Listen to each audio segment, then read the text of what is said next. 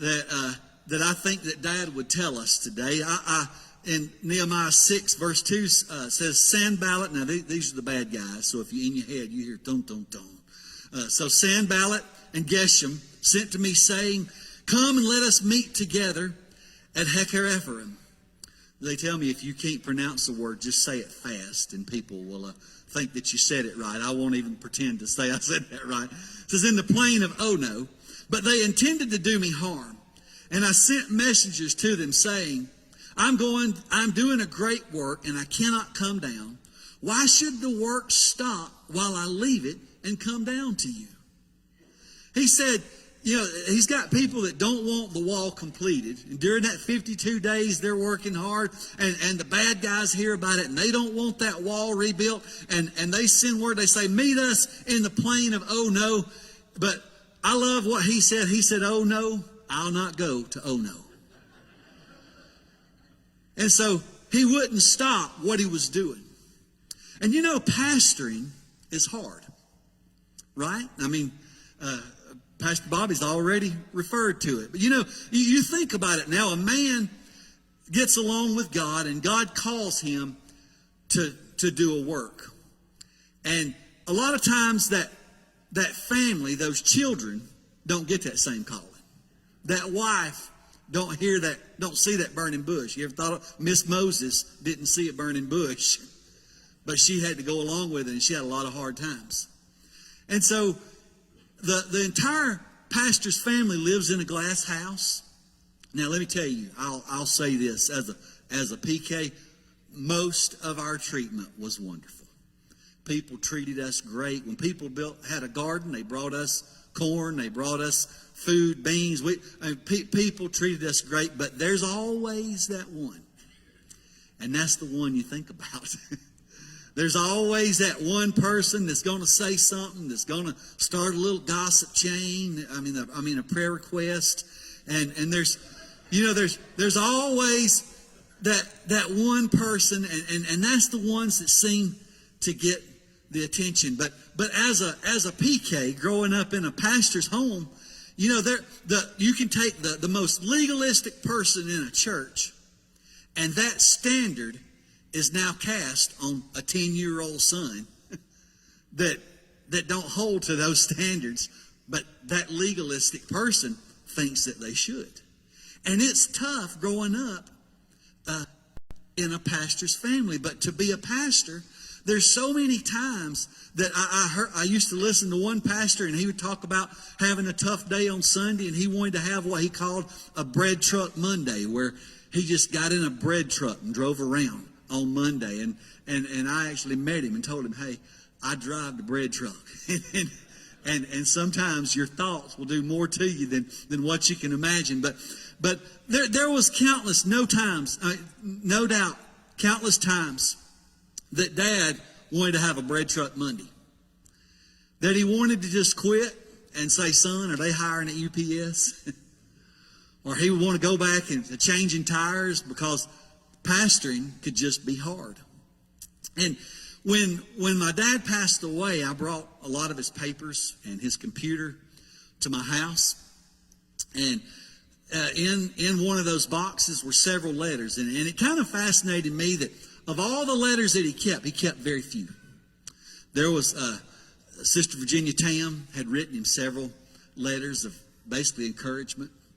He kept those. He kept letters from his dad telling him, giving him just good godly advice. And then there was a letter that he had kept from July the 19th, 1978. And this is somebody that was an encourager. They did not want to encourage my daddy. And I've edited it out, okay? There's some stuff that I didn't want to read here. But let me just read you part of this letter. It says, so, Mr. Hicks, you get up in front of the church last Sunday and made a fool out of yourself.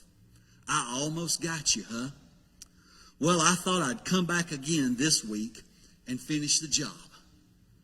And then it goes on. And let me skip down, just read the last little bit. It says, you might as well give up preaching and playing the piano and singing. How long has it been since someone got saved under your preaching? The fact right there ought to tell you something. You're just causing trouble where you are now because you can't pretend to be a preacher and stay with me too.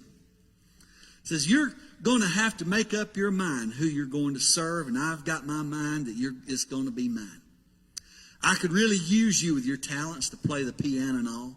I don't have anything left in the preaching. You don't have anything left in the preaching field. Everybody knows the truth. Your life shows then what kind of person you are no matter what you get up there and preach on. Give up, Wayne. You could be a great worker in my kingdom. Don't think I'm going to leave you alone either, because I'm not. I'm going to keep on bothering you until you say yes to me and no to that God you once knew. But that's all quickly changing. You won't regret it either. Think hard on what I've said. Sincerely yours, Satan. Didn't see that one coming, huh? And I thought about that, and it struck me as interesting that of the things that he kept, with it being a very few letters, that he kept that one.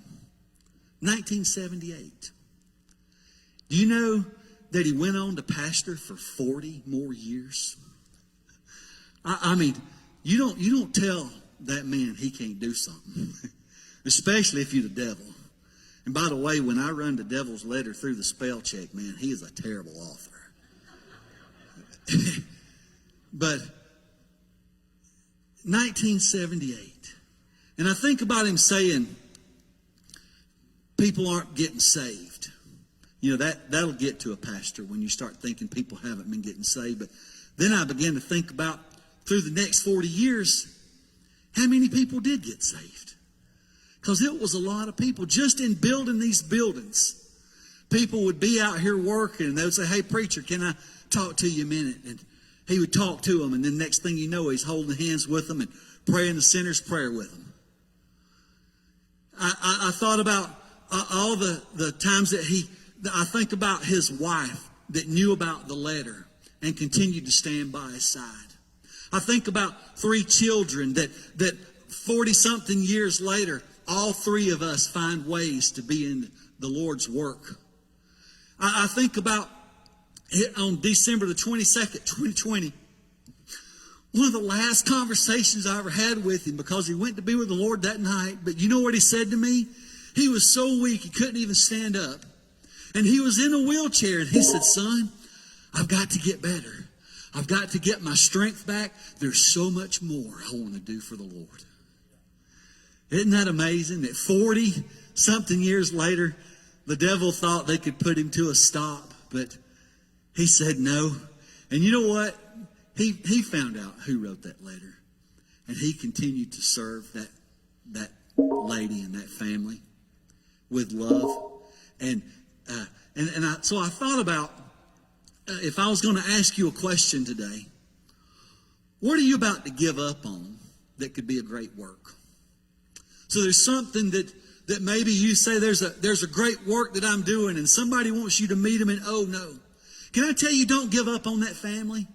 Don't give up on that family member. Don't give up on that spouse. Don't give up on that ministry that you're called to. Don't you dare give up. You continue on in the work, and you tell them, oh no, I can't meet you. And oh no, I'm doing a great work and I can't come down.